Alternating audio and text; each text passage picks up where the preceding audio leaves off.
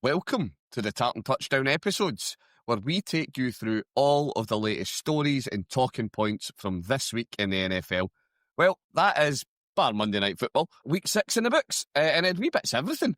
We are starting to get to that stage in the season where we know who teams are, even if they're not ready to admit it yet, and we even had some fisticuffs. Now, this man, thanks to the gods of Thursday Night Football, had Sunday off. Now, I always enjoy it when I get to watch Red Zone without the worry due to my team appearing on primetime. However, as a Browns fan, appearing on primetime is not something we ever need to be used to.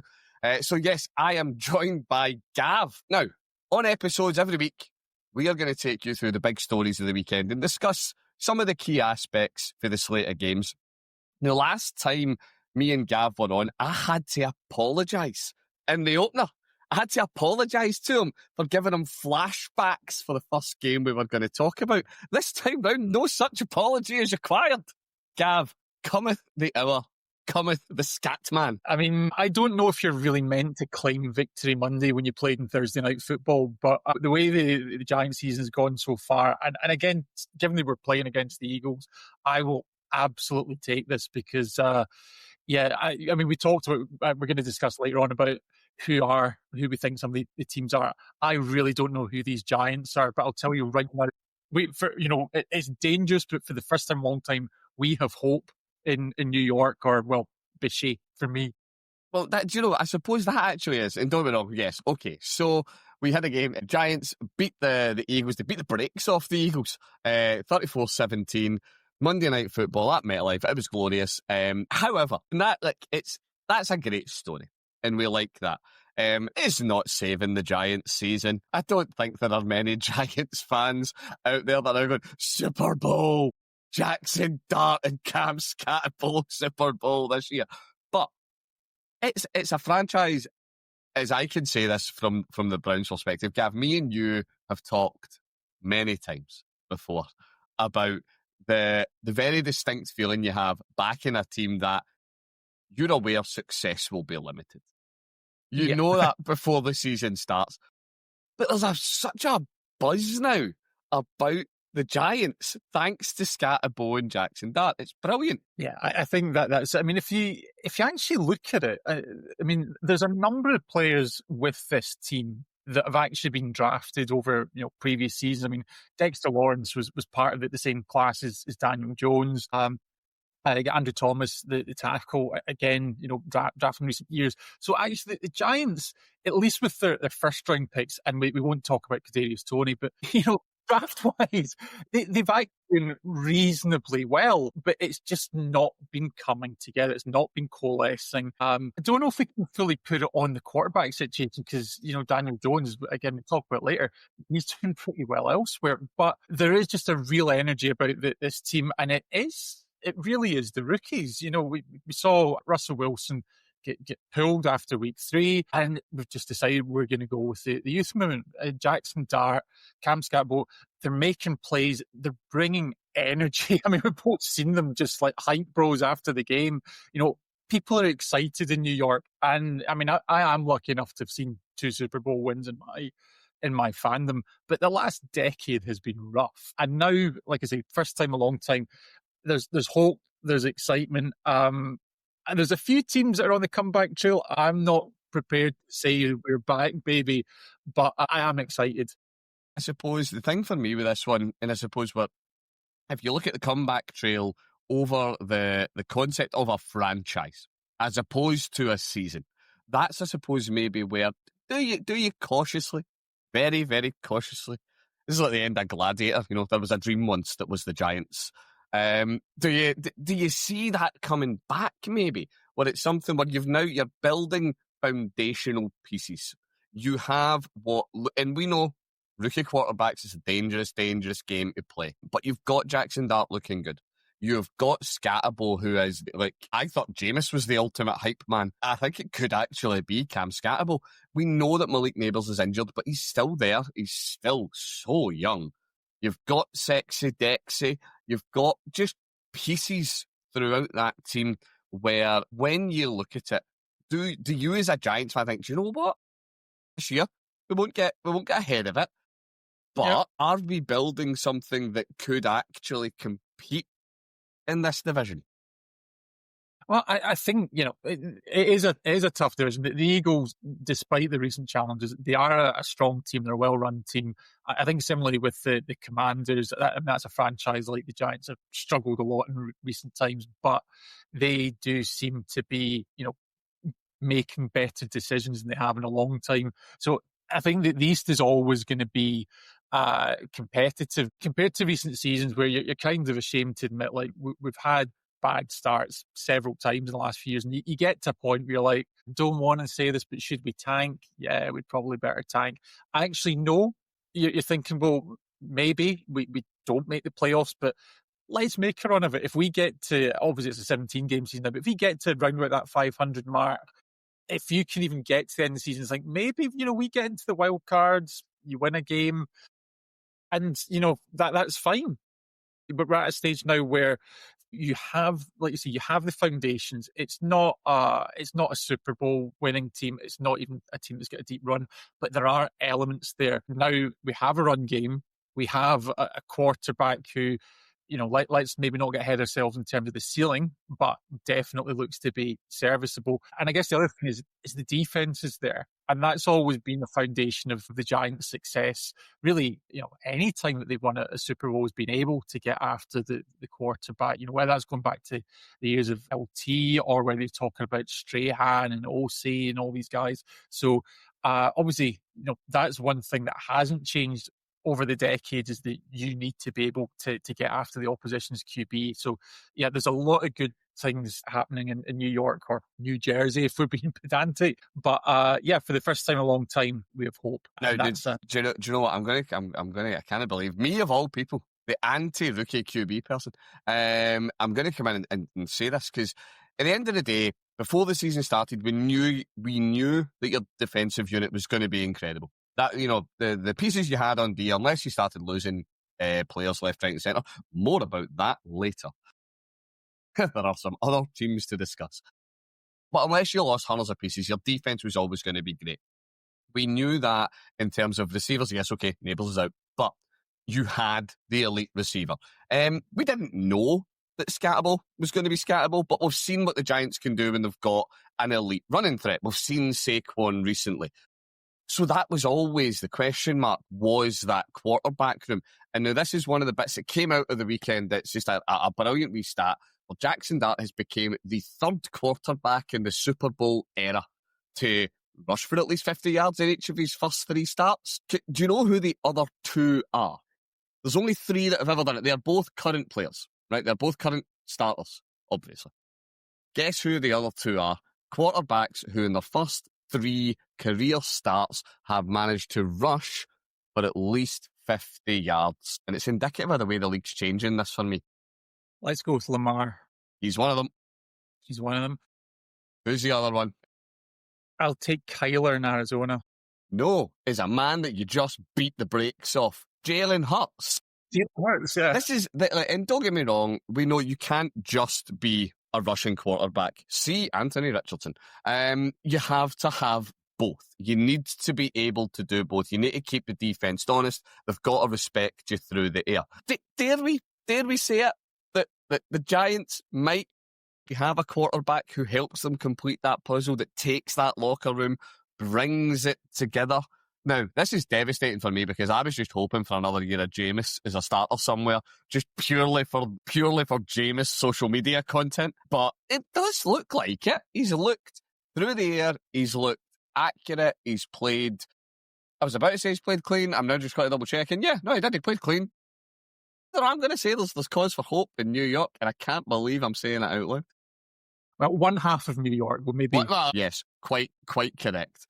Quite correct. Of all the teams that play in the kind of the greater New York area, two of them have cause for hope. One of them we'll talk about later. Now, we can't talk about this game without flipping it on its head.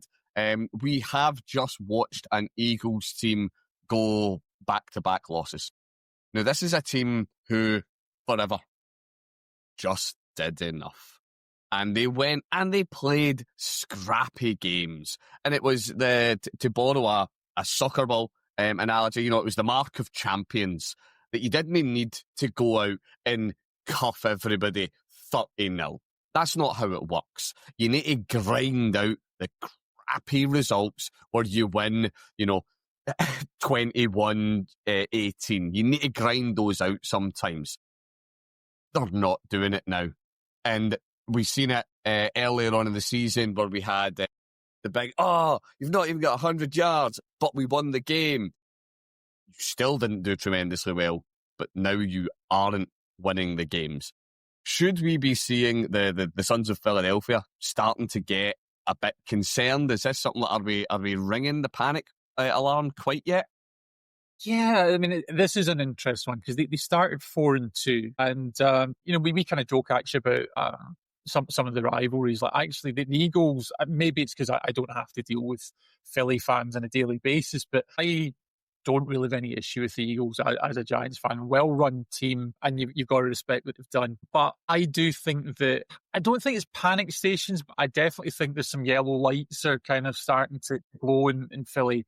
Like you say, to lose 2 back-to-back, I think, it's a competitive league. Nobody's perfect already at this stage in the season, so it's okay to lose a game here and there. It's a tough league. It's a competitive league. Once you start losing 2, people start to ask questions. And even looking ahead to next week, and actually the week after, maybe reference in this one, Philly have to go to Minnesota, which that's not a guaranteed get-back game. I mean, I would probably say that is a test game for who they are. Minnesota, not an amazing team this year, not a bad team by any stretch. That is a game for me that if the Eagles are serious about what they want to do this season, be championship contenders again, I predicted them to go back to the Super Bowl. I look at that game and think, if that's going to happen, they need to go back and win that game. Because if they lose that, their next game is up against the Giants in Philly, admittedly, but the Giants team that just smashed them. There's no bye weeks. You've got Giants now bringing this confidence. You could go conceivably from a 4-0 start to 500. That's really when that yellow light starts to get a little orangey in Philadelphia. So, yeah, I think at this stage, there's a few eyebrows starting to be raised. We know certainly A.J. Brown is one who is not happy bunny in Philadelphia. Absolutely can turn it round at this stage, but they're definitely at a stage where there's some work to be done. And yeah, it is this one. The season, we are starting to figure the season out. The season isn't sussed yet. We've got a long time to go. There's a lot is going to change between now and when we start getting playoff spots secured and all of this type of chat. So no, are the Eagles really struggling yet? No, they're not yet. But that's some scary warning signs. Now, because as we say, this was the comeback game. Let's not kid ourselves on. We all know what the narratives were leading into the game on Thursday night. That, right, this is it. Eagles, they took a loss last week. Everybody raised an eyebrow. But it's the Giants.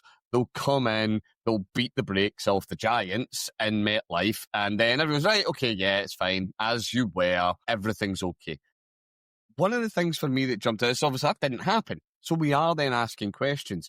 One of the things that jumps out at me, I am somebody who has great joy at slagging off Jalen Hurts. I love him in fantasy football. Fantasy football is absolute gold. Actual football, I've got questions. Last night, Thursday night, he showed out as a passer. He put up just off 300 yards, but the majority of it is going to Dallas Goedert. As you're looking at things like that and you're saying, right, hang on a minute, you have got A.J. Brown, Devonta Smith. Now, okay, yeah, A.J. Brown put up 80 yards. He actually did, particularly when you consider this season. He put up his best game of the year so far. But it's this kind of thing, did the Eagles abandon their identity a little bit in this game? Or did the Giants' run defense just say, no, you are not permitted to be the Eagles tonight? Because we had Saquon, of all people, which must be, as a Giants fan, it must be nice to have limited Saquon to 58 yards. But is that what we've seen here, that you made the Eagles play in a way that they're not comfortable with? They weren't able to set the run game, set the tempo of the game, and that was it. Because yeah, I think that you're calling it exactly right there. So the Eagles, when they're at their best, we saw it in the postseason last year, they were genuinely able to impose their will on teams. Saquon could run over everybody, and Hurts was making the throws. He was Super Bowl was defined by just absolute daggers. Devonta Smith to A.J. Brown. He was hitting all of his targets. And I mean, you mentioned obviously the Saquon narrative. I'm going to be very diplomatic, like Cam. I don't think so much it's about sticking it to Saquon, but absolutely, if your opposition has an elite running back and you can spottle him up, then that is a tremendous source of satisfaction, no matter who they are or who they played for. So, yeah, I think that's a great thing to see. And as I say, maybe there's just, you're knocking a team that's had a lot of swagger, bit of dominance up to this point, just knocking them off their strides. Eagles have been there before. They had a slow start last year. People are starting to ask questions. So now that naturally becomes, well, what are they going to do about it? Well, and that is, it's going to be the question. What are they going to do? They've got 2 games coming up now, and yeah, it is likely to be a JJ McCarthy-less Vikings that they're going to be up against next. We'll wait and see. He might play, he might not. Even if he does play, I'm not sure that he's at a spot yet where you're going to be tremendously fearful of JJ McCarthy compared to Carson Wentz. So that maybe does look like a comeback game for them, although the Vikings defence, said as a Browns fan that got to watch them live in London, that Vikings defensive unit is legit. It's going to give any team pause. Although, well, I say that, we did run Quinshon Judkins straight through them so Saquon could feast. But it's going to be something, as you say, they get rematch time against the Giants, and that is going to be a game to watch. Now, on the roster of games to watch, it wasn't actually about the game. It was about the end of the game when somebody said bad things to Juju, so everyone started fighting. Which, I don't know, did you catch the fight at the end of the KC game? Yeah, I did, and God, it was such a strange one because actually, I don't know if something was said there because actually it was all quite cordial until it really wasn't, and it all just seemed to, you just seemed to blow up. And I think Branch managed playing through an injury as well, so I guess if he's going to be dealing with suspension, perhaps it's tactical. He's like, well, might as well. I'm nursing, nursing a wee twinge, but yeah. I mean, it just feels daft, really, doesn't it? You've lost the game. Dan Campbell is all happy about biting off kneecaps. But the fact is, he doesn't want to see his players throwing fists. So, yeah, not a great moment for the Lions at all. But on the flip side, the Chiefs. We talked about some of these teams saying we're back, baby. Chiefs back to 500. So for anybody that didn't catch it, so the game finished 30-17 to the Chiefs. They pulled ahead by the half and really didn't look back. But at the end of the game, you've got Brian Branch tries to go up to, is walking by Patrick Mahomes, who tries to put the hand out to shake his hand, and it's very obvious that he doesn't want to shake hands.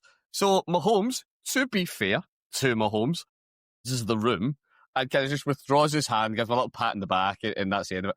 Then Juju decided that was wrong, and someone had to say something about it. What he said, I've got no idea. But he then tried to shake hands with him, and he has insisted on shaking hands. And it's then started fists are flying, and everybody gets in about it.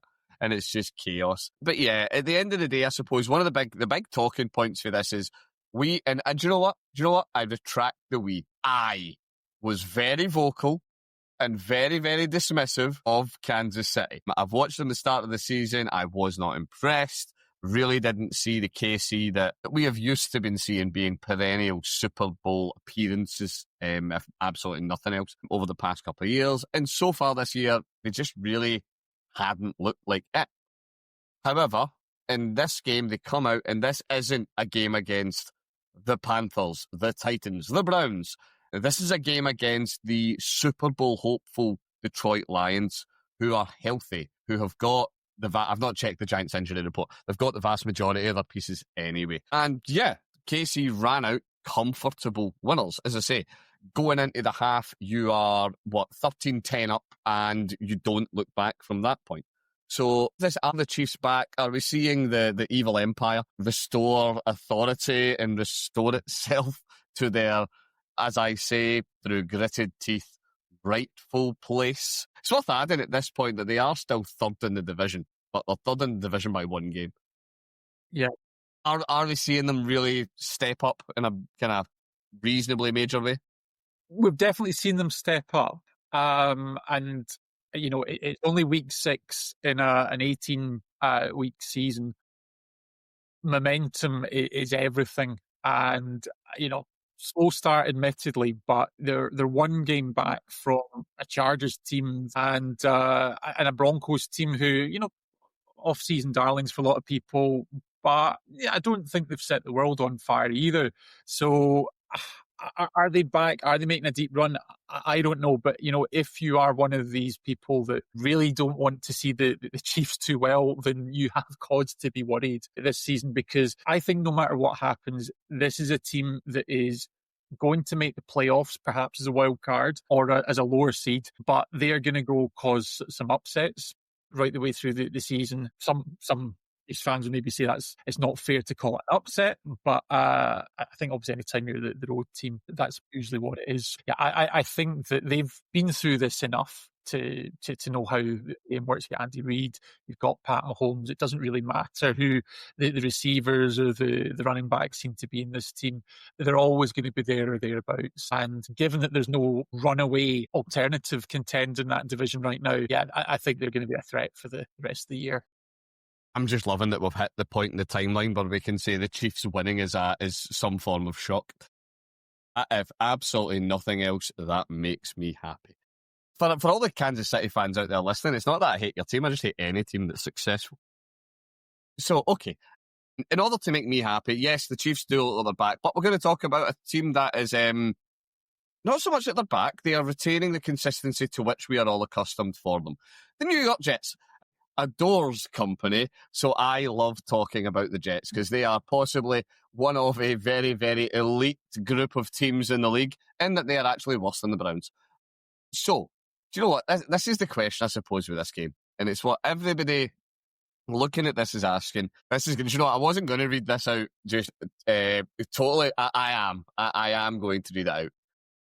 9 completions of 17 attempts, 45 yards, an average of 2.6 yards passing, 9 sacks for 55 yards lost. That is a net negative 10 yards on passing, a quarterback rating of 9, and a passer rating of 58.7. Should the Jets be considering a change at quarterback? At the end of the day, are we seeing what the Bears got out of? The Bears apparently look like they've made a good move at quarterback. Who would have thunk it? Didn't expect to say that this week or any other week or year.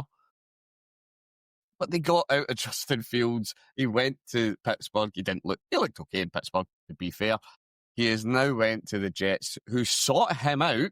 I need to add, he didn't just fall into their lap. They actively sought out Justin Fields. He had a good week 1. And yeah, it's not looking great. Are we seeing the Jets looking like they really need to actively consider a change at quarterback? Yeah, I mean, no offense, Jets fans. And that's a question, by the way. No offense, because you were going backwards in the passing game. I mean, Aaron Glenn comes in, highly respected defensive coordinator from the Lions, former Jet as well, should be said. You think actually, that could be a great appointment for him. And we know sometimes when a defensive coordinator comes in, it's not always the best thing for the offense. You need to have the coordinators, you need to have the coaching staff to support that. And that's fine because, there's 3 phases to the game of football, and there's different ways to win. But even if you look at the Ravens, the legendary Ravens defense as an example, Trent Dilfer was still serviceable. And we can talk about all these other teams. I mentioned the Giants and, Eli, again, maybe not, well, he wasn't the first ballot Hall of Fame quarterback, but he could absolutely get the job done when he needed to, even if he was riding his defense at times. There's just something very wrong with this organization. And I don't think that that's a hot take by any stretch. What's interesting is that last year, after the trip to London, Woody Johnson actually let go of the head let the head coach go. And now that the Jets are looking at 0-6 with an absolutely abysmal offensive display. I mean, to be fair, defensively, they only gave up 13 points. They actually scored 2 because they logged a safety. So actually, the defense isn't doing too badly. But I mean, to only be kicking field goals in the game is inexcusable. There was real problems in this game, particularly at halftime, where the Jets had the ball at halfway. There was about 20 seconds in the clock, and I think it was 4th down. And you're thinking, okay, fair enough, you're going to let the clock run. And actually, they just let the clock run out. And Aaron Glenn, I think I said at the time, he had a look in his face like he was playing 4D chess. Now, maybe given how the stats panned out, it probably wasn't worth throwing it. But you've got to try. You've got to make the effort. Hard to try. And this is a team that, whether it's the players, the coach, there just seems to be no confidence whatsoever. And they've really got to make a change. I suppose there will be Jets fans seriously thinking we need to tank to try and find an option at quarterback. That's a tough slog if you go that route. Yeah, Justin Fields is not the answer. I mean, I think it's looking increasingly likely that Aaron Glenn is going to be the first coaching casualty. No, it's just in that play at the half, that summed up the Jets.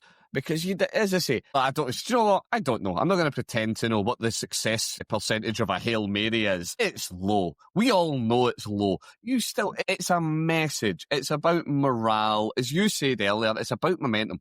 It's about giving your team something. Because the Jets were receiving in the second. So even if you don't get it, if it's something where it's really hotly contested and you're close, it gives your team a bit of oomph going into the second half. And it just says so much about the complete lack of faith that the organisation, the coaching staff have in Justin Fields. They're not even really letting him run either. It's not like you could turn around and say, like Anthony Richardson, who we mentioned earlier in the show, yeah, okay, you don't really want Anthony Richardson throwing, but the man's about 84 foot tall and weighs 3 tons. You just let him hold the ball and run at people and he's going to have some successes. That was part of Justin Fields' game. He's mobile, he's in, he's out, he can slip tacklers. No, he had 7 attempts on the ground for 31 yards, which is just grim. Now, yeah, okay, your cause for hope, I suppose, coming out of New York is that defence did look good, but I'd query that a bit, and it goes against my pre-season call where did that offence look good, that defence look good, or is the Broncos offence just not quite what we saw at the end of last year? Bo Nix looked electric towards the tail end of last season, and it's why many people, myself included, were very high on them in the off-season, but they have just not been looking incredible on offense. Defense, yes. Wow, that Broncos defense is great. But we knew that. And the question was going to be, is Bo Nix going to be able to lead this offense to more than a nice, respectable season? Because the Broncos are looking to try and go further. And you're not seeing it this year yet anyway. Not in what we've seen so far. But all I would say with the Broncos is, from their perspective, a win's a win. They've still got a winning record. There's a platform. They have a bit of time. But you're right. I think maybe not living up to the preseason hype. Yeah. Right. Now, we couldn't have this show this week without talking about one of the biggest stories in football of the moment. And tell you what, I am just going to give you a list of names and you tell me what they all have in common. We have Curtis Rourke, Jordan James, Trent Taylor, Jordan Watkins, Brandon Ayuk, Jacob Cowling, George Kittle, Spencer Burford, Ben Barch, Isaac Alarcon, Brock Purdy, Joanne Jennings, Ricky Pearsall. I'm going to stop there, and that's only one aspect of this team. That is the number of players on the San Francisco 49ers offense who are carrying some form of injury designation. Sorry, Isaac Alarcon is suspended. My word. And as we know, last night, they lost Fred Warner, and it's looking like that's going to be the year done for him as well. Like, is there a more cursed team in football? It is hard to see it, especially, teams will always go through a bad run with the injuries, and this is a bad run. The Lions had one Last year it was particularly pronounced, but so did the 49ers, and it's happened again. And I mean, it's hard not to feel bad for them as a team, as a fan base, because actually this is a well-run organisation. This team can deal with some of these injuries. We've seen it before. Particularly with running backs, they can just plug anyone in behind the line and just keep churning out monster games. I mean, Mac Jones came in, was doing a grand old job. 4-1. Jones looked great. He looked fantastic. I took this Niners team to win on the road, and I was kind of looking at this. I think it was still a one-score game late in the fourth. Thought, yeah, maybe you guys can still do it. I think this is a team that's going to keep playing. It's going to keep on fighting. It's not like the Jets and some other teams we talked about where there's problems of their own making. There's a lot of bad luck here. I think, potentially the Niners are still a team that finishes round about the 500 mark, because I think they'll keep playing. But yeah, I mean, this is rough for any fan base. And yeah, I guess you're just hoping, can you make some moves, whether it's some free agency or before the trade deadline? Can you get Brock Purdy back? And just, try to kind of keep yourself afloat. But it's a great one for a team that started 4-1. Trade moves, they need to get the Costco card out. They don't need individual players. They're going to the cash and carry. They are buying in bulk because they have got that much missing. It's mad, but they are still playing fairly well. Kendrick Bourne, who's seen this coming? Kendrick Bourne all of a sudden was a relevant NFL player. It's mad, but it is, as you say, there is a huge amount of it with games like this that or not games like this, but with teams are having patches like this, it's bad luck. You can't legislate for injuries. Although, given how frequently the Niners seem to be constantly injured, I would maybe check what jerseys their, medical team own.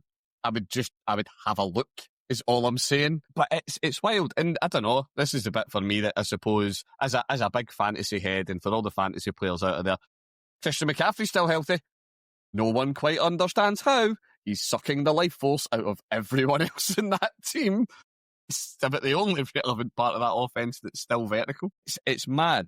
And then we are seeing from the other side of this game. So obviously, this game, as much as we're talking about how they are injury riddled, but they did look good. They still did lose to the Bucs, 30-19. My spirit animal, Baker, MVP caliber season so far. He is the super early hot take for it. I don't know if you've seen the interview with Tez Johnson after the game, and he was being asked, about his crazy multiple backflip touchdown celebration, and he confessed that he actually got confused and thought the fans were chanting MVP at him. Which, I'm all for that kind of hope that he has for himself with his, his first touchdown grab of his career. That's it. I have arrived. I am the MVP. Yeah, they got Baker is just doing Baker things this year, and it's all looking good for the Bucs so far. And they're a team with their own massive run of not as many injuries, but talk about impact injuries. There's no Bucky Irving, no Mike Evans, no Chris Godwin, and I'm sure the list is longer. So yeah, there are two teams that are struggling with injuries, but in as much as, Mac Jones looked good for the Niners. I will not say different. Back up for a reason. Baker has shown that he is. We were talking about it last year. Should he have been in an MVP conversation with his performance last year? He's really making a strong case for it this year. Right.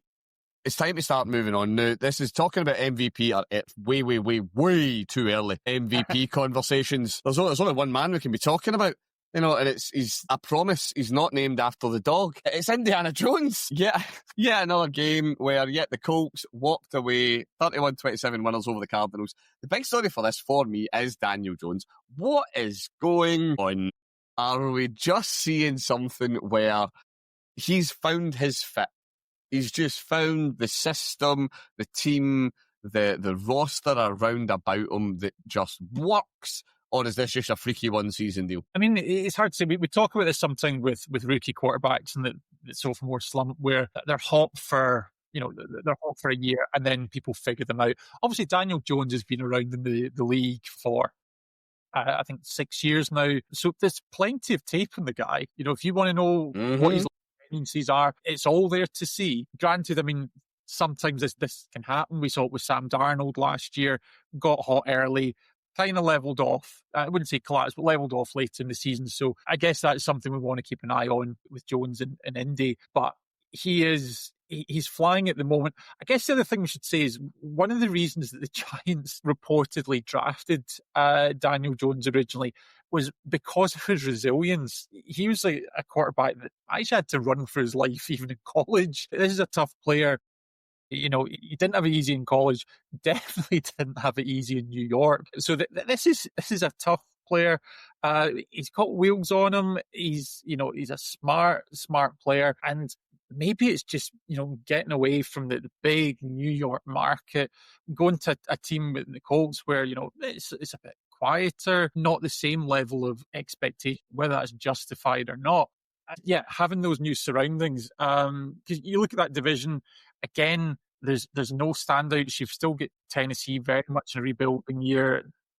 Houston, we don't know what they are. It's really going to come down to the Colts and the Jaguars in this one, and it's really exciting one to watch for a division that we've slated. That there's definitely something to keep your eye on. This is a division that we have slated with very good reason. For many, many years. Sorry, Sarah. But it's a bit funny. So it is something because we've got Indy who look like a fairly complete football team. You know what I mean? There's nothing in there that you would look at and obviously say that's a big weakness of that team. Yeah, and as we've said, the Jags have, other than this week, taken a big step forwards. This week, not so good. As we've seen the joy of Sam Darnold. I was going to say giving them a doing, but he's really not. It wasn't. It was quite a close game, that, to be fair. Not quite as close as their performance last week against KC, where they won by a nose. Not a phrase I'd ever think I'd get to say in an NFL context, winning by Trevor Lawrence's nose. But that was it. But we're now seeing questions raised around the Jags, particularly coming up against tougher teams. It was a narrow win against KC. It wasn't a win against the Seahawks. Tennessee. Cam Ward needs to work on grip strength. I don't know if you've seen that play where he just hit the ball out of his own hand. And I don't know how that quite gets statted out. Does that count as a fumble forced by the offense? If he does it to himself, does he get to claim that? Yeah, things are not great in Tennessee. I will die on the hill, but I just don't think CJ Stroud's very good. Okay, that is going to wrap up our quick reflections and thoughts about all things that have happened in Week 6. And it is time, as it always is, to look ahead, to look to the future and think to ourselves, right, what are we looking forward to next week? So do you have one? What is your big game for next week that you have really got your eye on, Gav? Yeah, I mean, there's two, and I guess the first one I'll talk about quickly because we've already mentioned it a little bit is the Eagles against the Vikings, which is maybe not, on paper, is maybe not the most exciting game, but it's the most fascinating one because as we've talked about the Eagles with their issues on the road in Minnesota, can they bring it all back and get back to winning ways? That's going to be a really exciting one to see. I think the other one I've got circled is after the painstaking show that the London fans had to see between the Broncos and the Jets yesterday, Rams v Jaguars at Wembley. Yeah. That's one that should be putting bums in seats. I know that Spurs didn't quite sell out yesterday. That's an interesting one that I'm sure we could deep dive another time. But Rams v Jaguars on paper, that looks like a great game between two exciting teams, and great obviously to see that side of the pond. So definitely be tuning into that one at 2:30 on Sunday. Yeah, I'm looking forward to it. I do love it when we've got the international series in the go, because it means that for us UK fans, we can do what the Americans do, and we can properly make a day of NFL action. That is a game that, no offence, Broncos, no offence, Jets. I'm going to say that I wasn't racing home to get in front of the TV to watch that one. I certainly watched it, but I was sometimes doing a bit of cooking, bit of bacon in the background while I had the Jets Broncos on. This one is going to have my full undivided attention because it's potentially a huge game, not just for both of these teams, but just in terms of the standard of play we should be seeing. Big ones for me, Looking into next week, and I'll save my biggest one to wind us up, I got to go with the divisional matchup. I got to go with the Steelers at the Bengals. I am becoming increasingly anti-Bengal as time goes on. I keep finding Bengals fans telling me that they're back and that they're going to win it all and that they're going to do everything, even though nothing's been done with their defense in forever and their offensive line has got more holes in it than a colander. Flacco played clean football this week. I will give them that. The big difference that we've seen between this weekend's Flacco and the Flacco that we've seen so far this year with the Browns, he stayed clean and he has two of the best receivers in football at his disposal. Yeah, certainly what I would put forward is the best wide receiver 1, wide receiver 2 pairing in the league with Jamar Chase and T. Higgins. So, yeah, he looked okay. He had a good second half. He is still 55,000 years old, and that line is not great. And the Steelers' defense, particularly the defensive line, I can say from watching them last night, are looking good.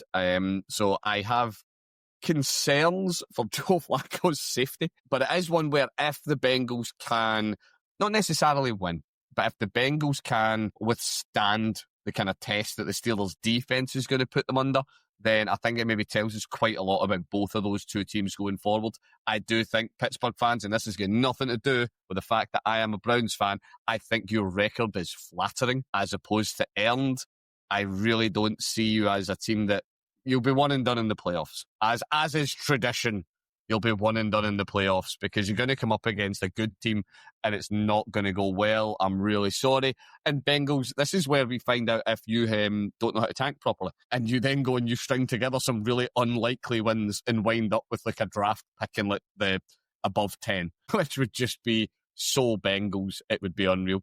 And then what I think... I can comment on that one very quickly. The other interesting thing, we've not talked too much about the Steelers. Crazy as it is, if they beat the Bengals, they have a 3-game lead already on the entire division. Oh, it's wild. You look, right, don't get me wrong. In the AFC North this year, the Browns are as advertised. We knew what we were before the year started, and we have lived up to the hype. A burrowless Cincinnati Bengals are equally as advertised. We know the Bengals are nothing on defense. We watched them all last year. They were successful because Joe Burrow threw for 1,000,000 yards in every single Sunday. Don't Joe Burrow, we knew that wasn't going to happen. And the Ravens are pretty inexplicable. You know what I mean? They had 2 really tight losses against really good teams, and then they have the Lamar injury. And yeah, this is probably just the Ravens' year is done by bad luck, and the Steelers' year continues by what I'm going to put forward as some pretty good luck that they're getting. The other side of it, to wrap us up, what I'm going to put forward will be game of the week next week. It's certainly the one that I think will have the most people intrigued about it. Monday Night Football, Tampa Bay at the Lions. We are seeing the Lions are hurting. Losing the game against KC stings, and Tampa Bay are absolutely flying. And will the Tampa Bay wide receiver room have anyone in it? You know, are we really, really going to be watching Tampa Bay run out with who would it be even? Sterling Shepard? Is it Sterling Shepard going to be next week's wide receiver 1 in Tampa? That's an intriguing thing to see. A lot's been made of Baker this year, principally by me, because I know what love looks like, and it's this. There is a time, though, when you need your weapons. You need weapons to step up. And will they have much of anyone back in time? Will they be fully fit? Will they be just kind of getting there? I think it's going to be a fascinating matchup. Yeah, I think that's one that, absolutely. You look at this one, I guess, with the Lions at home, the injury that the Bucs have, you would probably certainly favour home advantage in this one, but it is by no means a gimme. And we keep talking about, finding out who these teams are, and teams themselves finding out who they really are. That to me, again, is a must-win game for a championship contender. The Lions need to win that game after taking the L in Kansas. Buccaneers at 5-1, playing in the NFC South. They can probably afford to drop one, but if they go to Ford Field with the challenge that they have and come away with a win, then, that's a result that gets people talking. Listen, you see this all the time, social media, where you get like football tier lists, and you always have the top 2 are always juggernauts and Super Bowl contenders. And it's a big if the Bucs win next week, they beat the Lions, do they enter juggernaut territory? Are you talking about that The Bucks are then a team that you expect any given Sunday, they're just going to play whoever and win. I mean, particularly playing in the South, where there's not a lot of competition, they've only dropped one game. So let's assume, and it's a big assumption, that let's assume that they beat the Lions. They're 6-1. So they've got a good lead in the division. They've got a good lead in the conference because there's only a couple of teams in the entire league, actually, that have only got one loss already. Really competitive season. They are in with an excellent shout of home field advantage. That means that playoffs could go through Tampa Bay. You don't need to worry about the cold weather. A lot of people say playoff football is cold weather football. It's January. It's for these northeastern teams and Kansas City and places like that. If you can bring the playoffs down to Tampa, then bring the cannons. Baker Mania could be running wild. It could be good, right? That is going to wind this week's episodes up, everybody. Thank you so much for listening. Gav, thank you so much for joining me, mate. It's been a pleasure. Really looking forward to another great week of action. Absolutely. And we've still got Monday Night Football to look forward to, folks, so enjoy that. And remember, give us a follow, subscribe, get involved, and talk to us on the socials. We've had a load of people talking to us on various social platforms over the last couple of weeks. It's been incredible. We love hearing from you guys, and we love getting your input. Until next week, I've been Brian, he's been Gav, and we'll catch up with you later.